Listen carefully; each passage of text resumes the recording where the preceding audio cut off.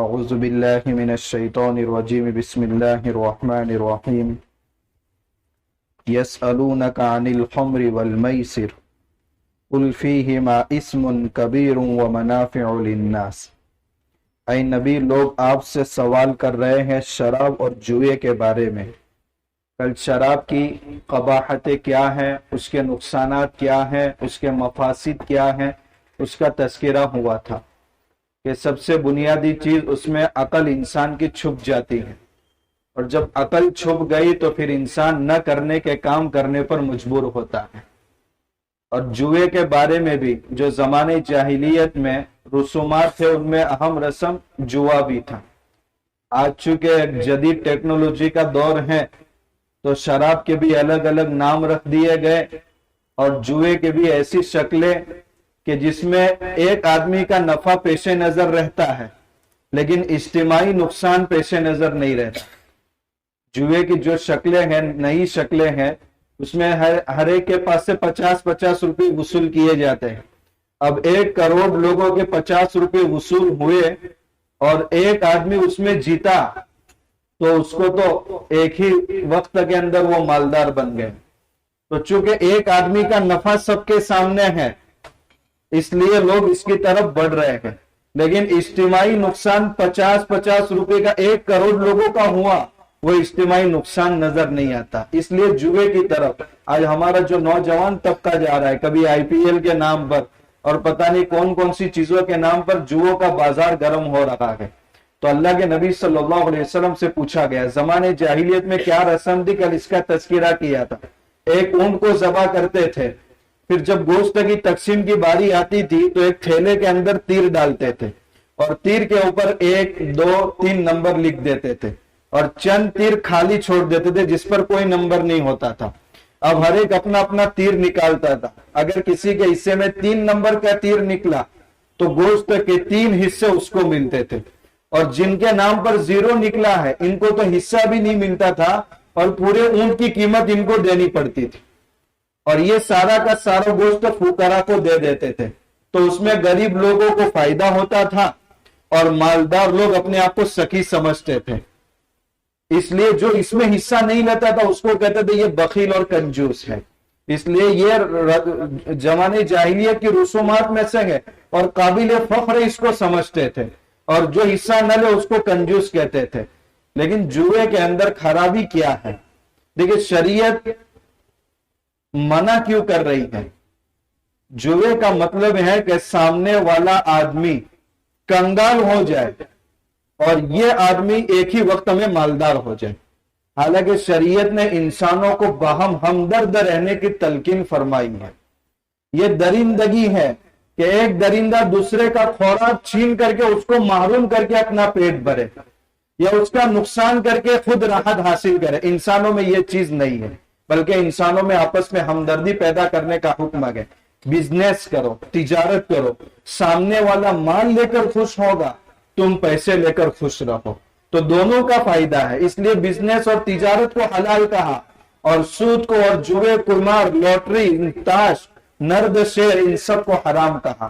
وجہ اس کی یہی ہے کہ آپس کی ہمدردیاں ختم ہو جاتی ہے۔ اس لیے سورہ مائدہ میں شراب کے بارے میں انما یرید الشیطان، شیطان یہ چاہتا ہے کہ شراب پی کر اور جوا کھیل کر کے آپس میں عداوت پیدا کر دے، اور سب سے بنیادی چیز وَيَصُدَّكُمْ عَنْ ذِكْرِ اللَّهِ وَعَنِ الصَّلَاةِ، یہ جوا کھیلنا اور شراب پینا انسان کو اللہ کی یاد سے بھی غافل کر دیتا ہے اور نماز سے بھی روک دیتا ہے۔ اس لیے جہاں جہاں جوئے کھیلے جا رہے، نماز کے وقت پر وقت نکلتے جا رہے مگر نماز کی توفیق نہیں ہو رہی۔ یہ خود قرآن کہہ رہا ہے، اور اس کی تصدیق خود ہم اپنی آنکھوں سے دیکھ رہے ہیں۔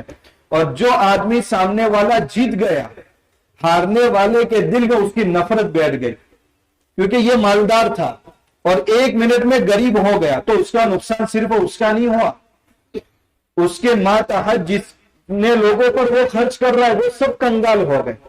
دوسری بات، بہت سے لوگوں نے انویسٹمنٹ کے لیے اس کو مالدار سمجھ کر اپنا پیسہ دیا تھا، جب پیسہ دیا تھا کہ بھئی یہ مالدار ہے، لیکن پتہ نہیں کہ ایک بار جوا کھیلے گا تو سارا مال چلا جائے گا۔ اب جتنے لوگوں کے معاملات اس کے ساتھ جڑے ہوئے گئے سب پریشان۔ اب اس کا تو سارا مال چلا گیا. تو ایک جوے کی وجہ سے کتنے لوگوں کے درمیان دشمنیاں پیدا ہو گئی.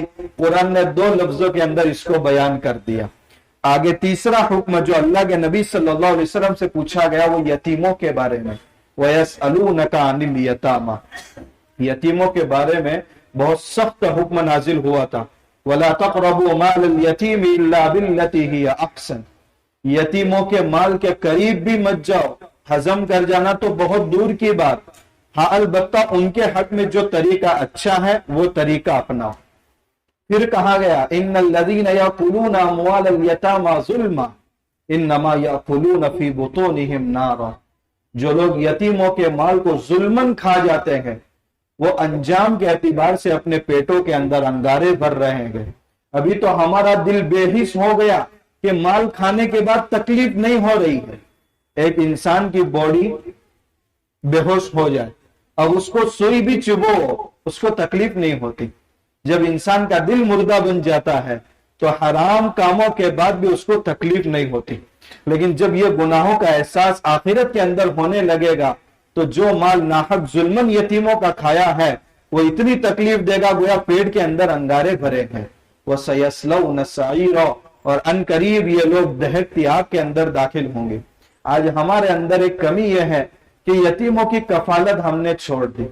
اگر بھائی کا یا باوج کا انتقال ہو گیا، 4-5 بچے ہیں، 1-2 بچوں کی بھی ہم کفالت نہیں کر پا رہے. اللہ کے نبی صلی اللہ علیہ وسلم سے پوچھا گیا رسول اللہ دل کی سختی ختم نہیں ہوتی. آپ صلی اللہ علیہ وسلم نے فرمایا یتیموں کے سر پر ہاتھ رکھو. ایک یتیم کی کفالت کرنا کتنی بڑی عبادت ہے، تو یتیموں کی کفالت کرنی چاہیے. لیکن جب یہ حکم نازل ہوا تو بہت سارے صحابہ جنگوں میں شہید ہوئے تھے، ان کے بچے یتیم تھے، تو کسی نے پرورش کے لیے کئی بچوں کو اپنے گھر میں رکھا تھا. اب وہ پریشان ہو گئے. اب چونکہ یتیم اس کے والد کا انتقال ہو گیا تو وراثت میں جو مال آیا ہے، جو اس کی پرورش کر رہا ہے اس کے پاس وہ مال رہے گا. پھر بالغ ہونے کے بعد وہ حوالے کرے گا. لیکن کھانے پینے کپڑوں کی ضرورت میں جو مال استعمال ہوگا وہ یتیم کا خود استعمال کریں گے. شریعت نے اس کی اجازت دی ہے. البتہ کوئی مالدار ہے، اپنا مال لگا رہا ہے اور اس یتیم کا مال بزنس میں لگا رہا ہے تاکہ اس کا مال بڑھتا رہے اور اس کے آگے کے کام نکلتے رہے، بہت اچھی بات ہے. لیکن چونکہ صحابہ تنگی کے شکار تھے اس لیے یتیموں کا مال اپنے مال کے ساتھ ملا کر ان کا کھانا پکاتے تھے. اب ظاہر سی بات ہے اتنا سخت حکم جب نازل ہوا تو صحابہ ڈر گئے اور انہوں نے کیا کرنا شروع کیا، ایک ہی گھر میں جہاں یتیم بھی رہتا ہے اور وہ رہتے ہیں اپنا کھانا الگ پکا رہے ہیں اپنے مال سے اور یتیموں کا کھانا الگ پکا رہے ہیں ان کے مال سے. اب جب احتیاط کرنے جاتے تھے تو بہت کم کھانا بچوں کے لیے پکتا تھا، تو ہوتا یہ تھا کہ 2 وقت یا 3 وقت کے لیے وہ کافی نہیں ہوتا تھا. اور پھر زیادہ پکانے لگے تو اس میں سے وہ کھا نہیں سکتے تو کھانا پھینکنے میں جاتا تھا. دوسرے دن تیسرے دن وہ کھا نہیں سکتے تھے تو کھانا خراب ہو رہا تھا. تو اللہ کے نبی صلی اللہ علیہ وسلم کے پاس آئی، یا رسول اللہ کتنا سخت حکم ہم پر نازل ہوا ہے اور ہم تو پریشان ہو گئے کہ ایک گھر میں 2 کو الگ الگ کھانے پک رہے ہیں جس کی وجہ سے پریشانی ہو رہی ہے. قرآن کریم کی آیت نازل ہوئی قُلْ إِصْلَاحٌ لَهُمْ خَيْرٌ، یتیموں کے ساتھ بھلائی چاہنا، اچھی نیت کے ساتھ ان کے ساتھ برتاؤ کرنا، یہ اللہ تعالیٰ کا مقصد ہے. اس لیے اگر تم ان کا مال اپنے مال کے ساتھ ملا کر پکا رہے ہیں اور تمہاری نیت اچھی ہے، ان کے مالوں کو ہڑپ کرنا نہیں ہے، پھر چھوٹی موٹی بات ہو جائے تو کوئی مسئلہ نہیں ہے کیونکہ تمہاری نیت ان کے مال کو کھانا نہیں ہے. وَإِن تُخَالِطُوهُمْ، اگر ان کے مالوں کو اپنے مال کے ساتھ ملا رہے ہیں فَإِخْوَانُكُمْ، تو وہ تمہارے دینی بھائی ہیں، کوئی حرج نہیں ہے. اس لیے اگر کہیں اجتماعی دعوت ہو رہی ہے، ایک فیٹ مین ہے ایک تھنک مین ہے، سب نے 1000 روپے دیے ہیں لیکن وہ 2 چپاتی کھا رہا ہے اور وہ کم سے کم 10 کھا رہا ہے تو اس میں کوئی گناہ نہیں ہے. سب مل کر کے کھا رہے ہیں، اگر کوئی کم کھا رہا ہے کوئی زیادہ کھا رہا ہے تو اس میں کوئی گناہ نہیں، کوئی حرج نہیں ہے. لَيْسَ عَلَيْكُمْ جُنَاحٌ أَن تَأْكُلُوا جَمِيعًا أَوْ أَشْتَاتًا، تم پر کوئی حرج نہیں کہ اجتماعی طور پر مل کر کے کھاؤ یا الگ الگ کھاؤ، اس کا کوئی گناہ نہیں ہوگا. واللہ یعلم المفسد من المصلح، اللہ جانتا ہے کہ تمہارے دلوں میں نیت اچھی ہے یا نیت بری ہے، یہ اللہ تعالیٰ جانتے ہیں. وَلَوْ شَاءَ اللَّهُ لَأَعْنَتَكُمْ، یہ حکم اللہ نے نازل فرمایا کہ اصل میں بس یتیموں کے ساتھ بھلائی کرو، یہ مقصد ہے۔ وَلَوْ شَاءَ اللَّهُ لَأَعْنَتَكُمْ، اللہ نے یہ حکم آسان نازل کیا، اگر اللہ چاہتے تو تم پر مشکل حکم بھی نازل کر سکتے تھے۔ ان اللہ عزیز حکیم، بے شک اللہ تبارک و تعالی زبردست اور حکمت والے ہیں۔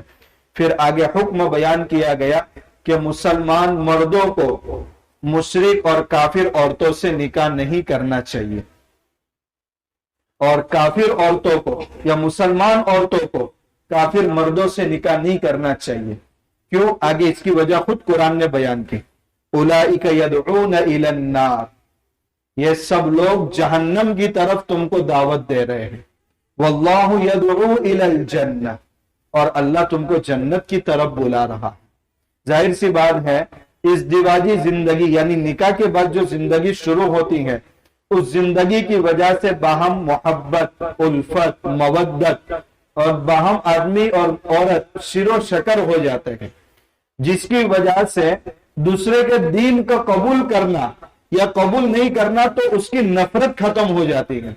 اگر ایمان والے کے دل سے کفر اور شرک کی نفرت ختم ہو گئی تو ظاہر سی بات ہے آہستہ آہستہ وہ عورت کے تابع ہو کر کے اپنا مذہب بھی تبدیل کر دے گا۔ اس لیے اس آیت کے اندر کہا گیا مسلمان مرد مشرک عورتوں سے نکاح نہ کرے یہاں تک کہ وہ ایمان لے آئے۔ البتہ وہ مشرک عورتیں جو اہل کتاب ہیں یعنی یہودیہ ہیں یا نصرانیہ عیسائیہ ہیں، اس کے بارے میں تو آگے حکم بیان کیا والمحصنات من الذین اوتوا الکتاب من قبلکم، عیسائی اور یہودی عورت اس سے نکاح کرنا مسلمان مرد کے لیے حلال ہے، لیکن مسلمان عورت کسی یہودی اور عیسائی سے نکاح نہیں کر سکتی۔ وجہ اس کی یہ ہے کہ مرد قوام ہے اور عورتیں مردوں کے تابع ہوتی ہیں، تو اگر عیسائی عورت اور یہودی عورت مسلمان مرد کے نکاح میں ہوگی تو اس کے تابع ہو جائے گی اور اس کی ساری نسل مسلمان ہو جائے گی۔ لیکن آج یورپ کا پورا کلچر الگ ہے، وہاں حکومت عورتوں کی چلتی ہے، اس لیے اس زمانے کے مفتیان کرام نے یہ فتویٰ دیا۔ آج کل اکثریت دیکھے تو یہودی اپنے اصل یہودی مذہب پر باقی نہیں ہے، نہ آسمانی کتاب کو تسلیم کرنے کو تیار ہے، نہ اللہ کے رسول کو تسلیم کرنے کو تیار ہے، وہ اکثر لوگ بے دین اور ملحد بن چکے ہیں۔ اس لیے اب یہ حکم جو ہے کہ جو آسمانی دین کو تسلیم کرتے ہو یا آسمانی نبی کو تسلیم کرتے ہو ان سے نکاح حلال تھا، لیکن آج کل وہ اپنے مذہب پر بھی باقی نہیں رہے، اس لیے ان کی عورتوں سے نکاح کرنا بھی درست نہیں ہے۔ اور یہ جو اجازت دی تھی وہ اس لیے کہ عورت تابع ہے اور مرد قوام ہے، اس لیے عورت تابع ہو کر کے پورا خاندان مسلمان بن جائے گا۔ خیر اس میں حکم دیا گیا کہ مسلمان مرد مشرک عورتوں سے نکاح نہ کرے یہاں تک کہ وہ ایمان لے آئے۔ وَلَأَمَةٌ مُؤْمِنَةٌ خَيْرٌ مِّن مُشْرِكَةٍ وَلَوْ أَعْجَبَتْكُمْ، ایمان والی باندی ہے اس سے نکاح کرنا بہتر ہے مشرکہ عورت سے، اگرچہ وہ چاہے تمہیں اچھی لگے، لیکن تمہارے پاس باندی ہے اس کو آزاد کر لو، ایمان والی ہے تو اس سے نکاح کرو، یہ اس سے بہتر ہے کہ کسی مشرکہ عورت سے نکاح کرو۔ وَلَا تُنْكِحُوا الْمُشْرِكِينَ حَتَّى يُؤْمِنُوا، اور تم اپنی عورتوں کا بھی مشرک مردوں سے نکاح مت کراؤ یہاں تک کہ وہ ایمان لے آئے۔ بہت سی مرتبہ کیا ہوتا ہے میں نے نکاح اس کو اس لیے کیا ہے تاکہ اس کو ایمان کی دعوت دو، یہ ایمان کی دعوت نہیں اپنی نفسانی خواہش پوری کرنے کے لیے ہے۔ وَلَعَبْدٌ مُؤْمِنٌ، حضرت عمر رضی اللہ تعالیٰ عنہ کے زمانے میں چند حضرات نے یہودیہ اور نصرانیہ عورت سے نکاح کیا تھا، حالانکہ حلال تھا نکاح، لیکن حضرت عمر رضی اللہ تعالیٰ عنہ نے سخت فرمان ان کو لکھا تھا کہ یہ مصلحت کے خلاف ہے، ورنہ ایمان والی عورتوں سے لوگ نکاح کرنا چھوڑ دیں گے۔ اور حضرت عمر رضی اللہ تعالیٰ عنہ کی نگاہ آج کے دور کے حالات دیکھ رہی تھی کہ یہ سارے کے سارے آسمانی دین پر باقی نہیں رہیں گے، ملحد بن جائیں گے تو ان کی نسلیں بھی ملحد بنیں گے۔ اس لیے حضرت حذیفہ رضی اللہ تعالیٰ عنہ اور حضرت طلحہ رضی اللہ تعالیٰ عنہ کو سخت فرمان لکھا تھا۔ انہوں نے یہی اشکال کیا تھا کہ حضرت قرآن کی آیت سے ثابت نہیں ہے، کیا حلال نہیں ہے؟